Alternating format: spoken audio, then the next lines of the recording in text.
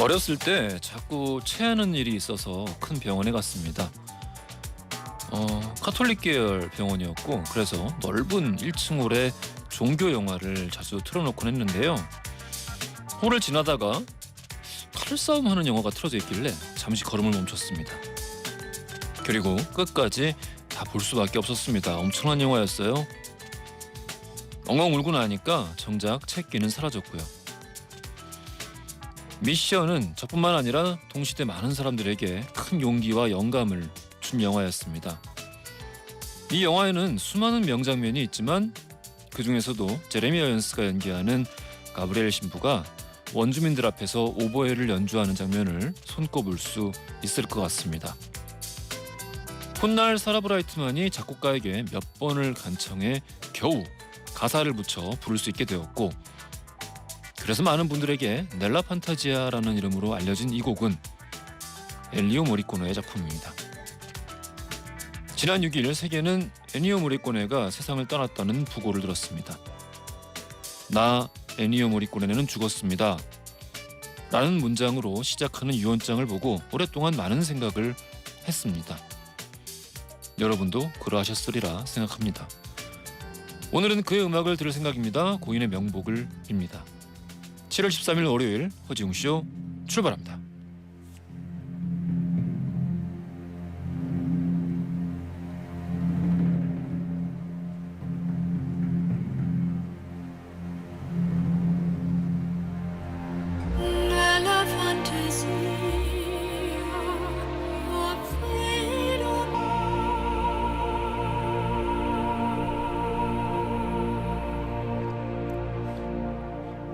허지웅쇼 일부 첫 곡으로 들려드린 곡은요, 설명해드린 바와 같이 미션 OST에 들어있던 가브리엘의 오보에를 원안으로 해서 사라 브라이트만이 가사를 붙여 부른 넬라 판타지아였습니다. 공지사항이 있어요. 7월 13일 오늘이죠. 10시 50분 낙동강 문경시 지점 홍수주의보를 발령하오니 인근 지역 주민들은 안전에 유의하시길 바라겠습니다. 문자 보겠습니다. 진영이님, 슬프다. 그래도 너무 좋네요. 2837님, 첫 곡이 오늘 분위기가 너무 잘 어울리네요. 월요일부터 마음이 촉촉해지는 아침입니다. 비가 많이 와요. 비가 많이 오고 이게 차가운 여기입니다. 집에서 보면은 괜찮은데 운전을 할 때는 조금 오늘 같은 아침은 좀 힘들죠. 장정재영님, 웅디 미안해요. 이제 웅디 라디오 말고는 안 들으려고요. 못 듣겠어요. 광고만 많고 자기들 거 떠들고 그런데 웅디 라디오는 달라요. 고맙습니다.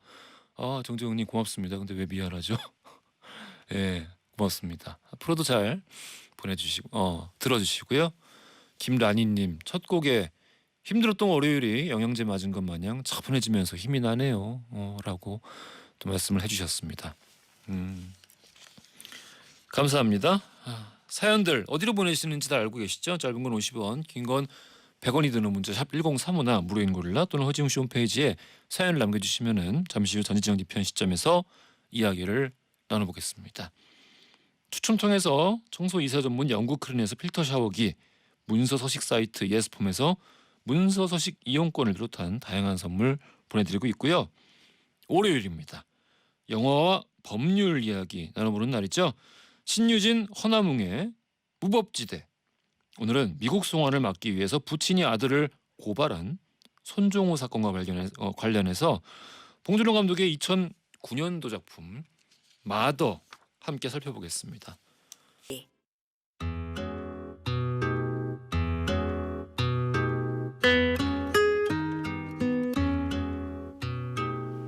무조건 여러분의 든든한 편이 되어드립니다. 전지현 뒤편 시점, 오늘은 하이든님 사연으로 시작하겠습니다. 저는 이름이 하이든이에요. 진짜 이름이 하이든이시군요. 엄마가 클래식을 좋아하셔서 제 이름을 하이든이라고 지으셨어요. 제가 외동딸인데 동생이 태어났음 한홍이라고 지으시려고 했대요. 근데 저는 제 이름이 좋거든요. 근데 36살 평생 놀림을 당하고 있습니다. 웅디, 제 이름 예쁘지 않나요? 엄마가 예쁘게 지으신 이름인데 속상합니다. 하이든 되게 예쁜데요. 특이하고 그러니까 따로 성이 있고 하이든이 이름은 아니신 거죠. 성이 하시신 거고 이 이든으로 붙이신 거 맞잖아요. 그럼 되게 좋을 것 같아요. 외국 나갈 때도 이든 이름이 낙원인 거잖아요. 낙원. 여러 가지 의미로 굉장히 좋은 이름인 것 같은데 사람들이 놀리는군요. 뭐 진지하게 놀리는 건 아니겠죠. 특이한 거 보면 사람들이 좀 약간 놀리는 걸 좋아하고 그러니까 그런 게 아닐까 싶습니다. 제가 보기엔 굉장히 좋은 이름입니다. 예. 하이드면 어쩔 뻔했어요. 하이드 큰일 날 뻔했잖아요. 하이든 너무 아름답습니다. 2016님 얼마 전에 제 밑으로 후임이 들어왔어요. 저보다 나이가 꽤 많습니다. 일은 열심히 하시는데 항상 실수를 하고 이게 왜 이러지? 하면서 자꾸 웃음으로 일을 넘기려고 하네요. 나이가 저보다 많으니까 말하기도 불편하고 그래서 그냥 넘기다 보니까 벌써 3달이 지났는데 계속 실수를 해요. 이 문제를 어떻게 풀어야 될까요? 굉장히 스트레스를 많이 받으실 것 같습니다. 그리고 제가 옛날에 이런 그 2016님 같은 어떤 스트레스를 많이 받아봤어요. 저는 이렇게 그 빠릿빠릿하다고 보통 표현하나? 그러니까 좀 정확하지 않고 혹은 좀 일 처리를 흐리멍텅하게 하거나 좀 그런 거를 굉장히 좀 못 참아하는 성격이었거든요. 근데 그 계기는 정확히 기억이 안 나는데 그런 생각을 했습니다. 사실 그 똑같은 이유로 그러니까 나이가 내가 더 많고 그런데 내가 이렇게 실수를 하네라는 어떤 이 화두를 가지고 2016님보다 이분은 더 큰 스트레스를 받고 계실 거예요. 거의 틀림없이요. 그러니까 이 괘씸한 마음 같은 거는 가지실 필요가 전혀 없고 그리고 상식적으로 생각을 해도 나이가 많고 이런 데 와서 자기 선임은 자기보다 나이가 훨씬 어리고 근데 자기가 실수를 해. 그건 굉장히 겉으로 표현하는 거를 좀 차분하고 혹은 별거 아닌 것처럼 표현할지 몰라도 아마 이분 밤에 잠을 못 잘 겁니다. 예, 이럴 때는 제 생각에는 좀 칭찬을 많이 해주세요. 마음에 차지 않더라도 칭찬 많이 해주시고 내가 너를 믿는다라는 표현을 직접 하진 않더라도 신호를 계속 보내주시면은 뭐 한 달 지나기 전에 좀 일 자체의 어떤 궤도가 좀 정상적인 수준으로 올라오지 않을까라는 생각이 듭니다. 이거 제가 좀 자신 있게 말씀드릴게요. 유혜경님 옛날에 5년 사귀었던 남자가 제 친구를 통해서 제 안부를 물으면서 같이 만나자고 했대요. 만날 사이도 아니고 안부를 궁금해할 사이도 아니고 그래서 거절을 했습니다. 각자 결혼하고 애 낳고 잘 사는데 왜 그러는지 웅디가 한마디 시원하게 해주세요. 욕을 할 순 없고 이제 이런 어떤 이유인지 알 것 같습니다. 이 남자가 지금 삶이 무료한 거예요. 삶이 무료하고 뭔가 좀 반복되는 일상에 지쳐가다가 갑자기 옛날 여자친구가 생각이 난 거죠. 일상의 변화가 필요하시면요 철인 3종 경기를 나가세요. 예, 일상이 확실하게 변화가 됩니다. 옛날 여자친구한테 연락하지 마시고요. 전희정 뒤편 시점에서는요 여러분의 다양한 사연들 기다리고 있습니다. 짧은 건 50원, 긴 건 100원이 드는 문자 샵 1035나 무료인 고릴라 또는 허지웅 씨 홈페이지 사연을 남겨주시면 추첨 통해서 선물을 보내드리고 있습니다.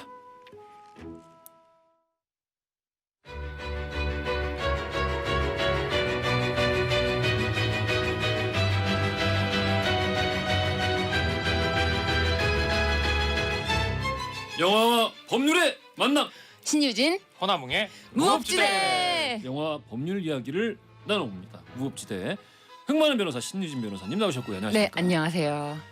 정많은 평론가 허나뭉 영화 평론가님 나오셨습니다. 안녕하십니까? 안녕하세요. 오늘 좀 춥지 않아요? 네. 다 긴 거 입으셨네요. 집에 있어도 춥던데. 그래도 여름이잖아요. 비 왔다고 다들 이렇게 예, 알겠습니다. 하루 만에. 하나원 평론가님 네. 모습을 유튜브로 확인해 주세요. 지난주에 신유진 변호사님 변협발 최고의 민원 줄여서 변발 민원이라고 네. 제가 소개를 해드렸더니 변호사님 나오시기 전에 많은 분들이 변발 변호사님 어서 오시라고 환영의 문자를 보내주고 계십니다. 어떻게 한 주는 좀 잘 보내셨습니까? 네, 잘 보냈습니다.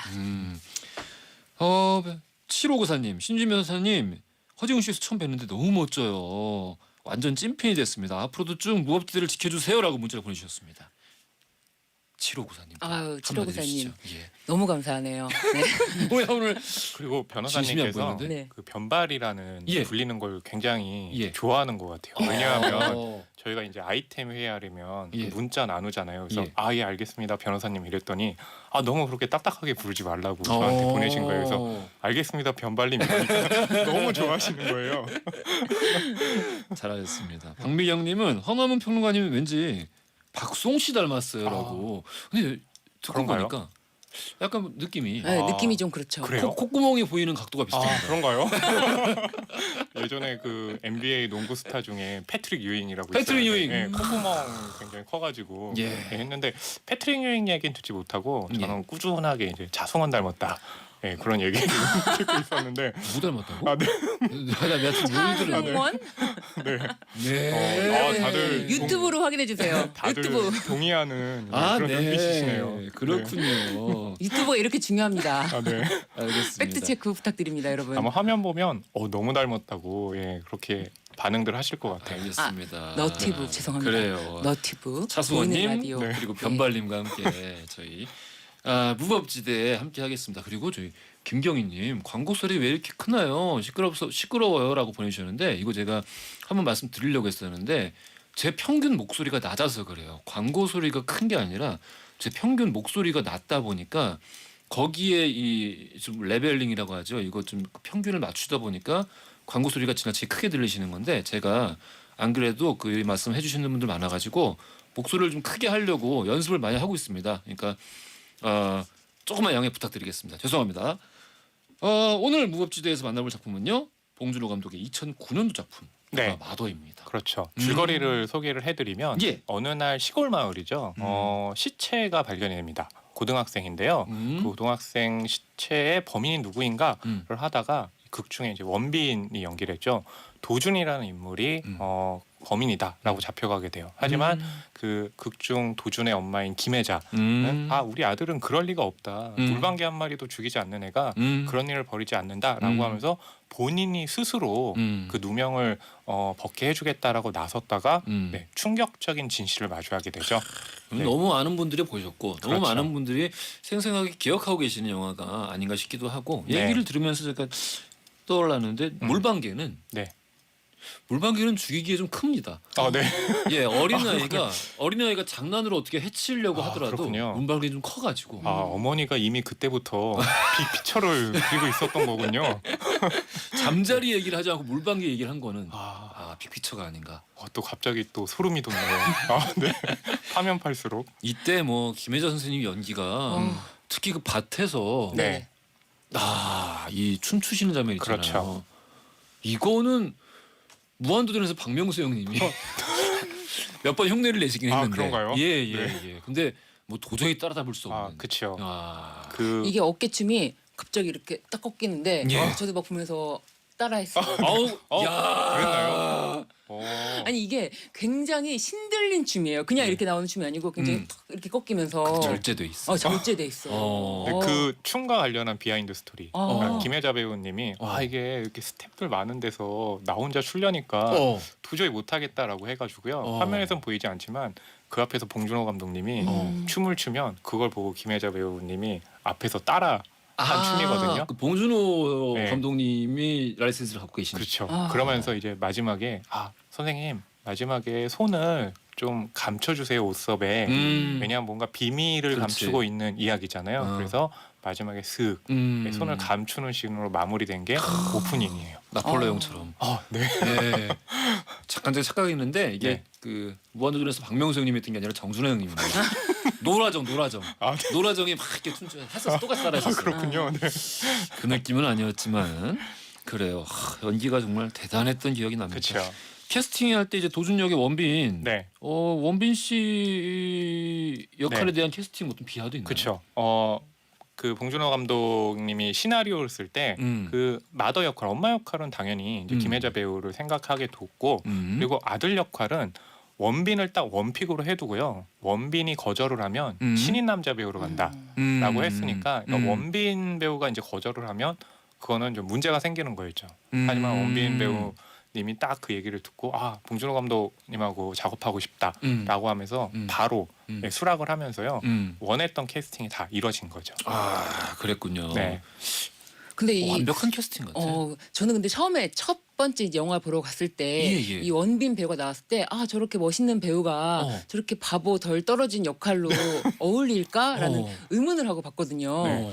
근데 그 대사 중에 그 도준이는 눈빛이 사슴 같다. 그렇죠. 라고 하니까 저 캐스팅을 했어야 된다. 그래야지 우리 도준이를 응원하는 마음으로 관객들이 도준이의 누명을 밝혀주세요라는 그 응원의 한 마음을 이끌어내지 않을까. 그러니까 이를테면 바보 역인데 네. 바보의 살인자 이제 그 피해자 이 어떤 의심을 네. 받고 있는 네. 피해자가 아니고 가해자의 의심을 받고 있는데 의혹을 받고 있는데 배우가 나야. 그러면은 여자식이 아무래도 범죄 아무래도 수상해. 아무래도 이상해. 시작하자마자 아무래도 수상하다. 잡아들여. 이 영화에는 반전이 없다. 이렇게 할 텐데 원빈 씨가 하잖아요. 그러면은 사람들이 일단 관객들이 기본적으로 이게 뭔가 좀 잘못돼 있고 그쵸. 이거 좀 어떤 음모가 있거나 믿어지죠. 뭐 이런 종류의 되게 입체적인 사고를 할 수 있기 때문에 그렇죠. 되게 적절한 캐스팅이 아니었나. 진짜. 맞아요. 그러니까 원빈이라는 배우가 갖고 있는 또 중요한 부분 중에 하나가요. 비밀을 품고 있는 듯한 그런 인상이 있어요. 그래서 너무 잘생겼어. 마더에서도 그렇지만 아저씨라는 작품 보면 초반에 출연할 때 보면 머리를 쫙 가리고 있잖아요. 그렇습니다. 비밀이 있다. 맞아요. 저 이마에 그렇죠. 어떤 뭐 추노 마크가 있다. 그런 게 있는데 예. 비밀이 딱 풀어지는 순간 삭발하잖아요. 그렇습니다. 네, 그러니까 그런 이미지들을 감독들이 잘 활용을 하는 거죠. 그거 외에도 비하인드 스토리가 좀 있나요? 굉장히 많죠. 네. 제가 이 영화를 보고 평론가님께 질문을 드리려고 예. 준비해 오셨나요? 네, 그 봉준호 감독이 테이크가 뭐 5테이크 뭐 짧은 테이크로 끝낸다. 근데 네. 이 마드에서는 30테이크까지 갔다. 네, 근데 그렇죠. 제가 영화를 잘 모르는 사람으로서는 테이크가 뭔지 이게 무슨 뜻인가요? 뭐 쉽게 얘기하면요, 촬영을 하려고 카메라 온 스위치를 키잖아요. 켜고 나서 쭉 가다가 오프하잖아요. 그걸 테이크라고 하는 거예요. 여기서 여기까지. 그렇죠.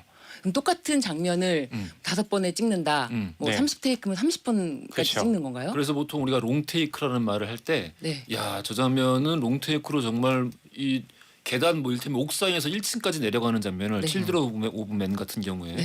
이렇게 그 장면을 갖다가 한 번도 안 끊고 안 그렇죠. 끊고 안 끊고 끝까지 쭉 보여주거든요. 그럼 사람들이 일단 실제감이 들고 그리고 굉장히 몰입하게 되거든요. 그 상황에. 네.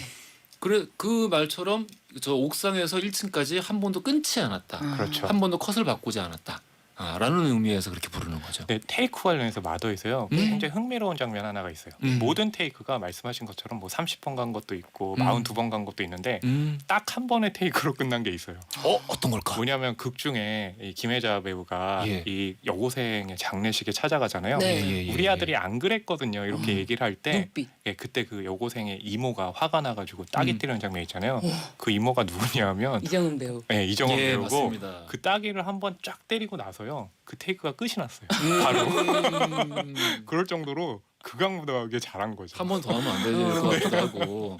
그리고 네. 저는 이 영화 속에서 제일 기억에 남는 건 마지막 장면입니다만은 네. 가장 기억에 남는 대사는 따로 있어요. 어떤 대사죠? 김혜자 선생님이 이제 이 아들의 이제 사실을 알고, 네. 그러니까 이게 어떤 사건의 전모를 알고 나서 그렇죠. 지금 감옥에 gat혀 있는 사람 찾아가잖아요. 그렇죠.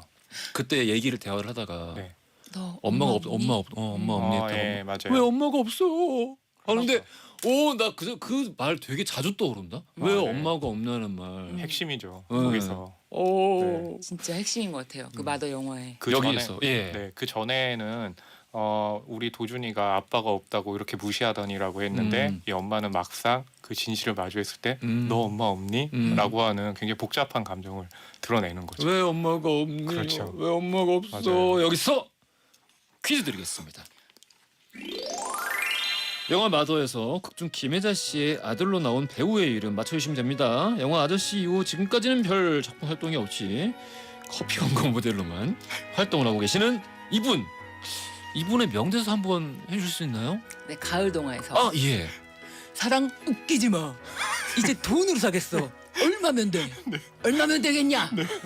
마지막에 이순재 선생님이 논란을 뚫고 지금 이제 스튜디오에 나와주셨습니다. 얼마면 되겠냐? 제가 돈을 드리고 싶네요. 정답 아시는 분들 짧은 건 50원, 긴 건 100원이 드는 문자 샵 1035나 무료인 고릴라 또는 허징쇼 홈페이지에 남겨주십시오. 추첨 통해서 선물 보내드리겠습니다. 잠시 후 2부에서 이야기 이어가겠습니다. 매드소울 차일드의 디어 듣고 갈게요.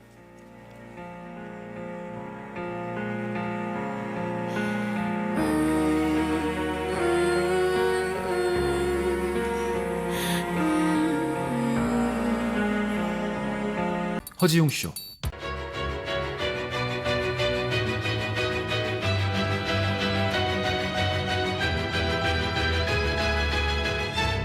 허지용 쇼 오늘은 영화와 법률의 만남 신유진 허나몽의 무법지대로 함께하고 있습니다. 홍수주의보 관련 공지사항 한번 더 드릴게요. 장소가 조금 바뀌었습니다. 7월 13일 오늘 지금 현재 시각 11시 낙동강 산청군 지점 홍수주의보를 발령하오니 인근 지역 주민들은 안전에 유의하시길 바라겠습니다. 자, 주제로 돌아가서요. 봉준호 감독의 2009년도 작품 영화 마더 이야기 중인데요. 박종옥님 같은 커피도 원빈이 마시면 다르게 느껴지죠. 저 동감합니다. 예. 진짜 지구에서 제일 잘생겼어요. 맞아요. 예, 제가 보기에는 대단해요. 조미연님 고릴라를 안 보낼 수가 없네요. 얼마면 되겠니? 너무 웃겨요.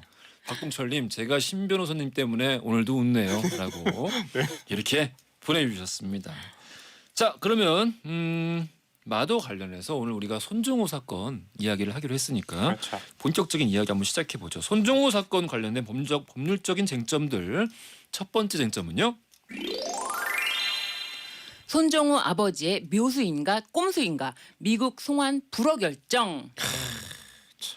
자 영화 속에서는 어머니가 아들의 네. 무죄를 입증하기 위해 어떤 일까지 벌이죠? 그렇죠. 뭐 손정호 부친은 자기 아들을 이제 고소해가지고 미국으로 안 보내려고 하지만 이제 마더에서 엄마 같은 경우는 그 아들의 무죄를 좀 입증하려고 본인이 이제 수사관이 되어가지고 수사를 하는데 극중 원빈과 함께 다니는 친구 중에 한 명이 이제 진구 배우거든요. 엄마가 봤을 땐 얘가 좀 못돼 먹었어요. 그래서 그 증거 보존을 위해서 일회용 그 비닐 장갑 있잖아요. 주방에서 쓰는 그걸 끼고 극중 진구네 집에 몰래 잠입을 합니다. 그때 근데 긴장감이 넘치더라고요. 그렇죠. 그런데 그때 그 진구가 극중 여자친구였죠. 천우희 배우를 데리고 천우희 들어오거든요. 그때 몰래 숨었다가 이제 본인이 증거라고 했던 골프채를 또 갖고 나오는 그런 장면이 있죠. 그래요. 변호사님 손정호 아버지 지난 5월에 아들을 고소를 했는데요. 네. 잠깐 이거 고소가 아니라 고발 아닌가요? 일단 본인의 예. 그 개인 정보를 활용했다라고 해서 피해자로서 고소를 했습니다. 고소를 했군요. 네. 자 배경 알려주시죠. 네, 지난 이제 이 손정우가 그 다크웹 그 웰컴 투 비디오 사건에서 우리나라에서 징역 1년 6개월 실형을 받고 징역이 이제 만료될 무렵에 미국에서 범죄 인도 청구를 하자. 이 어떻게 하면 막을 수 있을 것인가에 대해서 아버지가 고민을 했던 것 같아요. 그러다 이제 우리나라의 범죄인 인도 불허 사유에 대해서를 이제 검토한 거죠. 근데 어떤 경우에 불허가 되냐면은 현재 법원에서 재판이 계속되거나 뭐 판결이 확정받았다던가 아니면은 공소시효가 만료되거나 아니면은 범죄가 뭐 인정되지 않는 경우. 그런데 이 나머지 뒤에 두 가지는 전혀 인정이 안 되는데 네. 우리나라에서 재판을 받고 있다면은 범죄인 인도가 안 되겠구나라고 생각을 하고 본인의 개인 정보, 아버지의 개인 정보를 활용해서 그 자금 세탁을 했던 그 사건을 고소를 합니다.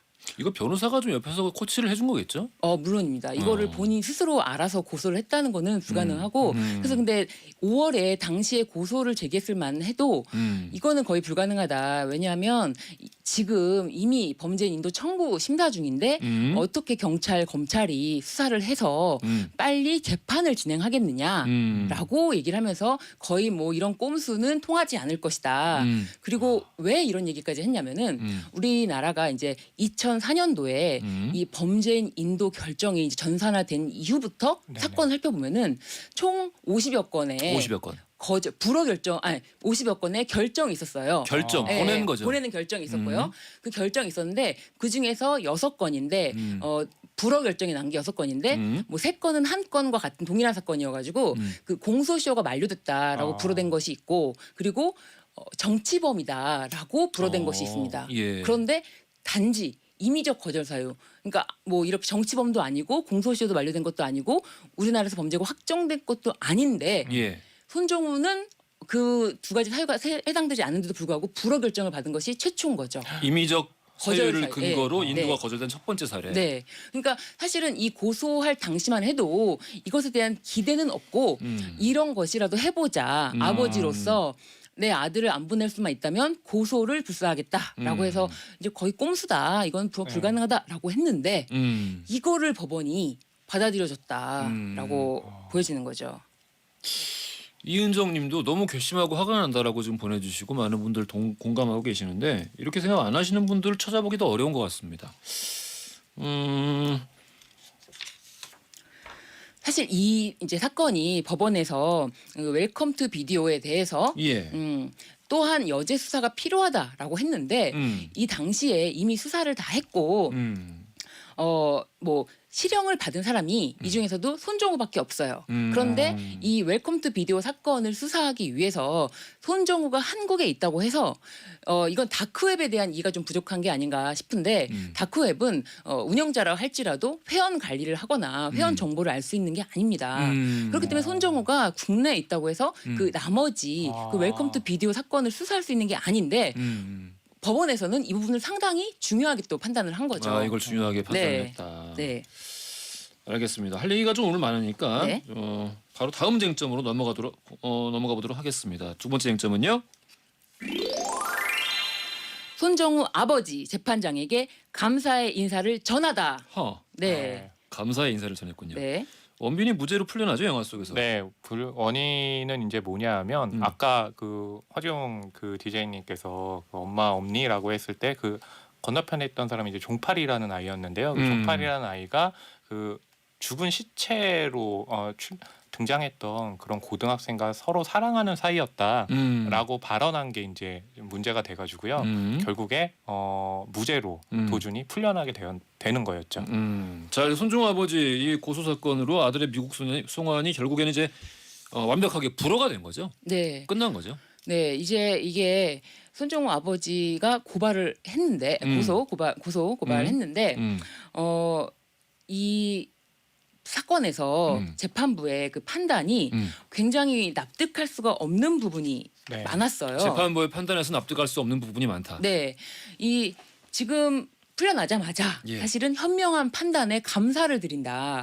아버지가 그렇게 예, 얘기했죠. 아버지 말하고 그럼 감사를 드린다라고 하고 죗값을 치러야 된다라고 하는데 그 죗값이란 그 범죄 수익 은닉 그 범죄 자금 세탁 쉽게 말하면 자금 세탁에 관한 범죄가 남아 있긴 해요. 남아 있긴 한데 이 부분에 대해서는 5년 이하의 징역형을 법정형을 규정하고 있는데 이거를 수사를 해서 철저하게 수사를 한다고 해도 사실상 이 자금 세탁 이런 거라든지 이런 거는 국제 범죄가 맞습니다. 이 손정우가 미국이라든지 기타 외국에서 이런 많은 자금을 모았기 때문에 비트코인으로 해서 뭐 교환하고 그런 자금 세탁 범죄는 이게 분명히 국제 범죄가 맞는데 이 부분에 대해서 단지 우리나라에서 만약에 수사가 진행이 됐다면 사실 납득할 수 있을 것 같아요. 어느 정도. 그런데 이건 5월 달에 아버지가 고소한 사건이거든요. 예. 그런데 이거를 인정을 해서 우리나라에서 엄하게 뭐 면죄부가 된 건 아니다. 엄하게 처벌받을 수 있다라고 하는데 사실상 5년 이하이고 법정형이 그렇다면은 남은 형기는 이것을 수사를 철저히 한다고 해도 얼마나 될 것이냐. 또 이런 공분이 있는 거죠. 다음 쟁점에서 우리가 제일 이해하지 못하는 부분들 요 다음 쟁점 그 다음 쟁점에서 좀 알아볼 것 같은데요. 자, 다음 쟁점 바로 가죠. 손정우를 왜 보내지 못한 건가? 왜 그것이 알고 싶다. 네. 손정우를 보내지 못한 고등법원의 판결을 보면은 이해할 수 없는 부분이 있어요. 이해할 수 없는 부분이 뭐냐면은 가장 이제 이해하기 어려운 부분이 아동 청소년 음란물 범죄 예방과 억제 측면에서 대한민국의 손정우 신변을 확보하고 있는 것이 상당한 이익이 된다. 잠깐만요. 아동 청소년이 음란물 관련 범죄 예방과 억제라는 측면에서 대한민국에 상당한 이익이 있다. 범죄인을 인도하지 않는 것이 네. 이게 무슨 말이에요? 그러니까 우리나라에서 처벌할 수 있는 부분을 네. 처벌 강하게 해주는 것이 예. 우리나라 형사 사법 주권, 사법 주권을 확립하는 데 도움이 된다. 이런 취지예요. 그렇지만 이거는 그 아동 성착취물 아닙니까? 예. 아동 청소년 성착취물에 대해서 처벌을 엄중하게 받고 이거를 국제적인 범죄에 대해서 처벌이 굉장히 1년 6개월이라는 굉장히 미약하지 않았습니까? 네. 그런 부분에 대해서 공정하고 엄중한 처벌을 받는 것만이 사실은 이런 사건을 예방과 억제하는데 더 큰 이익이 있다는 것에 대해서 법원이 알면서도 이렇게 반어법적인 표현을 쓴 건가? 도저히 이 문장 자체로는 납득이 안 돼요. 예방과 이거 억제 측면에서. 거의 비문 아닌가요, 이 정도면은? 아니 왜냐면은 그렇죠. 그러니까 논리적 비문에 해당하는 것 같은데 이게 지금 범죄 예방과 억제라는 측면에서 오히려 보냈어야 되는 건데. 그렇죠. 범죄 예방과 억제라는 측면이 아니라 사실상 그냥 사법권 방어. 그러니까 네. 나라의 사법 주권을 지키는 데에는 이 판결이 맞습니다만은 네. 이게 지금 이 재판부가 말하고 있는 범죄 예방과 억제라는 측면하고는 전혀 좀 어긋나지 않나. 그러니까요. 그렇게 아. 어긋나는 말을 해놓고 재판부는 오히려 국민들에게 이런 말을 해요. 이 사건이 주목을 받게 된 거는 국제적으로 지탄받는 반인륜적이고 극악한 범죄임에도 그동안 범죄인에 대해서 국민의 법감정에 부합할 정도로 실효적인 형사처벌이 이루어지지 못했기 때문 아니냐. 이런 점에서 우리는 법원도 상당히 공감을 하고 있다. 약간 메타 비평인가요? 간호법. 그래서 그런 얘기들이 있잖아요. 미국 송환이 불어대긴 했지만 예. 이게 자금 세탁이 미국에서만 이루어진 게 아니라 뭐 영국 쪽에서도 이루어졌고 했기 때문에 그쪽에서 다시 송환을 요구했을 때 그렇다면 지금과 같은 다른 결정을 내릴 수도 있지 않느냐 그런 여론도 있는데 가능한 건가요? 그러니까 이 지금 웰컴 투 비디오 사이트에 대해서 우리나라가 발본색원적인 수사가 필요하다는 그 네. 필요성, 그 수사 사법 주권을 회복하자는 그 필요성에 따라서 대한민국에서 수사를 해야지 되지 않겠냐라는 건데 이 사실은 결정문을 이해하기는 어려워요. 왜냐하면 이 결정문이 이 사건에 대한 결정문이 아니라 한국 사람들 이 사건에 대해서 그러니까 약간 굉장히 냉정하고 공정하게 생각해 봅시다. 이 사건 형사처벌 엄하게 받으라고 우리나라 국민 그렇게 보내줘도 되겠습니까? 라고 판단을 하는 거예요. 근데 사법부가 저는 오해하고 있다고 생각해요. 네. 우리나라 국민들이 예. 자국민이 외국에 가서 형사처벌 엄하게 받게 해주세요라고 탄원하는 것이 아니에요. 네. 우리나라 국민들은 이 사건에 대해서 철저하게 조사하고 처벌받지 않았던 1심, 2심에 대해서 법원은 좀 반성해야 되는 것이 아니냐.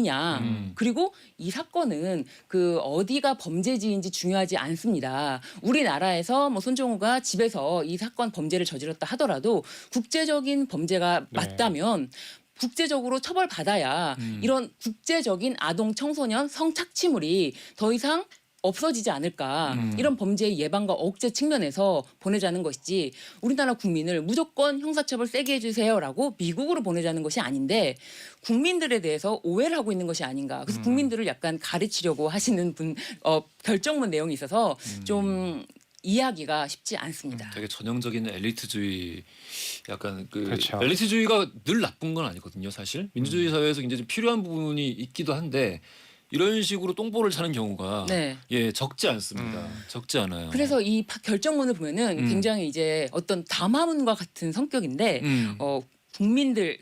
국민들에게 그리고 입법부에게도 말한다. 입법부도 말한다. 네, 그런 어떤 취지가 있어요. 입법부 그리고 수사기관, 법원에게도 어떤 이러한 판결이 새로운 형사 사법의 패러다임이 정립되기를 희망한다. 이런 메시지를 주는 결정문이에요. 굉장히 이례적입니다. 그 들을수록 어떤 그 판결에 대한 비평 같아요. 그렇죠. 예. 그러니까 이 사건을 정확하게 이 사건이 범죄지가 대한민국에 국한되는 것이 아니고 네. 국제적인 범죄이고 이 부분에 대해서는 우리나라가 아직 기소될 만큼 사건이 수사되지 않았기 때문에 이미 기소를 다 준비하고 이제 기소하기만 하면 되는 모든 증거를 확보하고 있는 미국에 이 부분을 보내는 것도 공평 타당성 그리고 현실적으로 납득 가능한 부분에서 모두 다 이해할 수 있는데 이 부분을 꺾으려니까 오히려 국민들에게 말한다. 말한다. 네, 어떤 새로운 형사사법의 패러다임이 되기를 희망한다. 이런 보통 장엄한 메시지를 남겼어요. 보통 이제 우리가 괴물이라는 표현을 할 때 예, 그 예. 괴물은 태어나는 게 아니라 그 환경이나 시스템에서 이제 만들어지는 경우도 굉장히 많잖아요. 그러니까 지금 이렇게 돌아가는 상황을 보면 오히려 그런 괴물을 더 괴물처럼 만드는 그런 시스템도 문제이기 때문에 아마 아까 새로운 패러다임 얘기를 했는데 오히려 잘못된 판단에 대해서는 다시 그것이 올바른 쪽으로 갈 수 있게 바뀐다는 거를 이번에 좀 확실히 좀 보여줬으면 하는 바람이 있네요. 더불어서 그러니까 우리가 사법주권을 지키는 거 굉장히 중요합니다. 맞아요. 예. 너무너무 중요하죠, 사실. 예.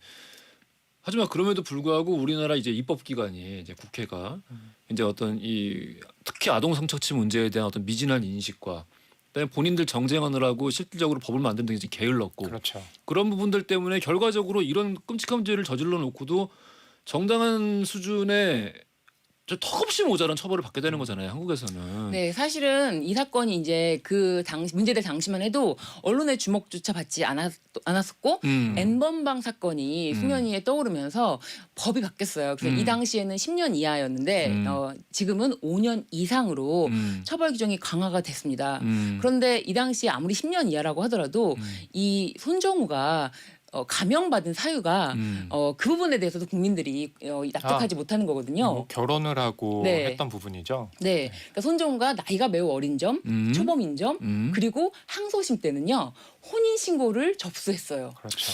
그러니까 이게 진짜 그 누가 옆에서 코치를 하는지 모르겠습니다만은 대단합니다. 그러니까 아버지가 예. 거의 이 사건에서 예. 뭐 모든 거를 제치고 예. 내 아들을 구하겠다라는 영화 마더의 김혜자 씨처럼 예. 또 그런 게 정말 오버랩되지 않나. 그래서 혼인 신고 접수를 누가 했겠습니까? 아버지가 했지. 그러니까 영화 같은 경우는 엄마 혼자 이렇게 움직이잖아요. 예, 근데 예. 지금 사건 같은 경우는 그 변호사들도 굉장히 많이 한 6명인가 쓴 걸로 알고 있거든요. 정말로 올인을 한 거죠. 그때 1심 때는 그게 아마 이제 어떤 법무법인의 그 변호사들 이름이 다 공동으로 올라가서 그런 것 같아요. 이게 뭐 전관을 특별히 예우, 전관 예우라든지 이런 부분보다는 그 법무법인에 보면 소속 변호사들 다 쓰거든요. 이름을. 예. 그런 것들 때문에 아마 그렇게 알려진 게 아닌가 그렇군요. 이런 얘기도 있습니다. 네. 권지현님 미국 송환 불어된 거 정말 이해가 안 갑니다. 이상환님 처벌 좀 제대로 해야 되는 거 아닙니까? 김영훈님 사법부의 판단이 도저히 이해가 되지 않습니다. 4043님 비뚤어진 부정이 괴물을 키웠고 다시 또 괴물이 태어날까 겁이 나네요. 검사들이 대법원으로 상고 안 하나요? 라고. 이 부분이 이게 범죄인 인도 결정이 서울 고등법원 단심제로 운영되고 있었습니다. 단심제로. 그래서 이제 입법으로 이 부분 예. 대법원에다가 다시 한번 판단을 받아야 되는 것이 아닌가 예. 입법적인 조치를 할 것으로 예상됩니다. 이 건에 해당 안 되는 거잖아요. 해당 안 됩니다. 야 이거를 그냥 넘어가게 된다면 어떻게 해야 될까요? 그럼 더 이상의 처벌이 없는 겁니까 손정우는? 그래서 지금 남은 거는 네. 아버지가 고소한 그 건이 있습니다. 예. 네, 범죄인 예. 범죄 네. 수익을 은닉한 그 자금 세탁법, 네. 자금 세탁을 했던 그 행위에 대해서 처벌할 수 있는 것이 남아 있죠. 근데 본인이 그거를 안 하면요. 도중에 그걸 포기할 수도 있잖아요. 자기가 고소한 거에 대해서 취하할 수 있잖아요. 그렇진 않아요. 이거는 친고죄가 아니기 때문에 친고죄가 일단 아니기 때문에. 그리고 이제 형사 중앙지검 형사 사부에서 그 진행할 거라고 얘기가 있습니다. 진행을 네. 하겠다. 네. 이런 종류의 얘기를 들을 때 그런 것들 많지 않습니까? 뭐 이 본인의 권력을 이용해서 혹은 위계상의 어떤 그 자신의 지위를 이용해 가지고 자식들의 부정을 되게 적극적으로 감추거나 그렇죠. 혹은 자식이 당연히 한국에서 살아가려면은 당연히 이행해야 되는 어떤 책임과 의무들을 지지 않도록 그렇죠. 이게 뭐 손을 쓰는 근데 이런 것들을 우리가 이 뭐랄까요 자식에 대한 어떤 부정이나 모정으로 해석을 하는 게 옳은 것인가 과연 그게 그 아이들을 제대로 키우는 일인가 그런 아이들이 크면 뭐가 될까요? 그렇죠. 아까 말씀드린 똑같은 짓을 하지 것처럼 않을까요? 예, 그리고 되풀이 될 가능성이 있기 때문에 이제 예. 궁금한 건 정말 그럼 이 건 같은 경우는 이렇게 마무리되는 것인 건지 좀 합당한 어떤 형벌을 받을 수 있는 또 다른 방법은 없는 건지 그것도 궁금하네요. 근데 뭐 방금 변호사님 말씀에 따르면 그냥 끝나는. 단심제이기 때문에 더 이상의 단심제로. 어떤 뭐 상고를 할 수는 없는 문제고. 네. 그렇기 때문에 그 진짜 어이가 없다 말하다 보니까. 자금 세탁에 관한 범죄로 법밖에 없는. 5년 이하지만 그거에 대해서 면죄부를 준 것은 아니다라고 얘기했으니까 그것에 대해서 남아 있습니다. 야, 이 미성년자를 상대로 한 성범죄뿐만 아니라 미성년자를 상대로 한 범죄에 대해서 우리 네. 몇 번 이 코너 통해서 이야기를 했습니다만은 너무 적습니다. 양형이 너무 적어요. 그렇죠. 네. 손정우가 굉장히 악랄하다고 평가받는 것이 어른들 영상은 올리지 마라라고 직접 멘트를 남기기도 했고 그것이 정말 아동 청소년에 한정되는 것이 돈이 된다. 이런 치밀한 사람이었거든요. 근데 이런 부분에 대해서는 평가받지 못하고 오히려 회원들이 올린 영상이 많다. 뭐 이런 걸로 인해서 감형을 받았다는 게 납득하기 어려운 거죠. 네, 국민들은. 성인 영상을 올리지 말아라. 네. 지금 이 건 관련해 가지고 전 세계 언론들이 한국을 지탄하고 있습니다. 이게 지탄받아 네. 마땅한 일이고요, 사실. 그렇죠. 근데 오로지 사법부만 너무 이해할 수 없는 결정. 와, 우리나라에게 이거를- 상당한 사법 주권을 위해서. 네. 688 하나님 범죄 수익 다 환수해야 되는 거 아닙니까? 뭐 이거는 뭐 환수가 네, 이건 되겠죠. 당연히 한 거죠. 예, 환수가 되겠습니다만은 이게 뭐 이걸 처벌이라고 볼 수는 없는 것이고. 그렇죠. 박경진님, 내가 부모라면 처벌받게 두겠네요. 나와서 더 큰 괴물이 될 수도 있잖아요. 앞으로 어떻게 감당을 하려고요?라고 해주셨는데, 제가 내가 부모가 아니라서 그런가? 허나무 평론가님도 이제 가정이 없잖아요. 그렇죠. 예. 근데 저 같은 경우는 그렇더라도 예. 부모 입장 아니지만 그에 합당한 형벌을 받게 하려고 할 거고 그리고 네. 이제 미국에서도 그 범죄자가 누군지 밝혀졌을 때 네. 그만큼 아이들의 이렇게 안전을 우리가 담보하게 됐다라고 해가지고 그 얘기를 했는데 그것을 또 역행하는 행위를 이제 한국에서 한 거잖아요. 그렇기 때문에 더 분노할 수밖에 없는 거죠. 네. 그러니까 약간 대한민국 국민들이 너무 흥분해서 무조건 처벌해 이렇게만 하는 게 아니라 그렇죠. 이 사건을 처음부터 수사 당시부터 이 사건의 1심, 2심 모든 것을 보고 판단해서 형량이 너무 약한데 형량이 약한 것에는 사법부의 책임도 있지 않느냐라는 부분을 명확하게 한 것이고요. 검찰도 이런 자금 세탁에 관련한 행위에 대해서 수사를 진행하지 않고 있었던 것은 이미 미국에서 모든 증거를 갖고 이 부분에 대해서 모든 이제 바로 기소할 수 있는 준비 단계에 있었기 때문에 미국으로 송환하는 것이 맞다라고 라는 맞습니다. 입장이었거든요. 예. 그런데 오로지 사법부만 국민, 입법기관, 수사기관, 법원에게 알린다. 새로운 형사사법의 패러다임을 정립해라라는 그런 주문 같은 명령을 내린 것이 약간 교시 같기도 하고. 그러게요. 예.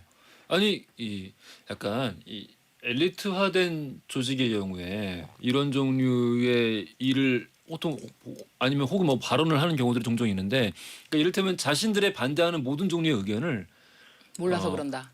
넌 몰라. 때를 쓴다고 생각해요. 그러니까 이게 되지 않는 일 혹은 옳지 않은 일에서 때를 쓴다.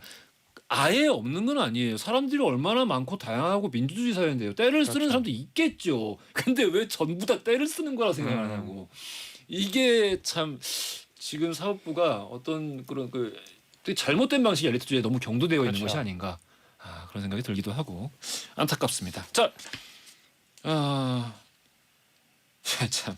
자, 영화 마더를 통해 가지고 우리 손정호 사건에 대해서 좀 이야기를 해봤는데요. 정답 알려드려야죠. 영화 마더에서 극중 김혜자 씨 아들로 나온 배우 누굽니까? 원빈입니다.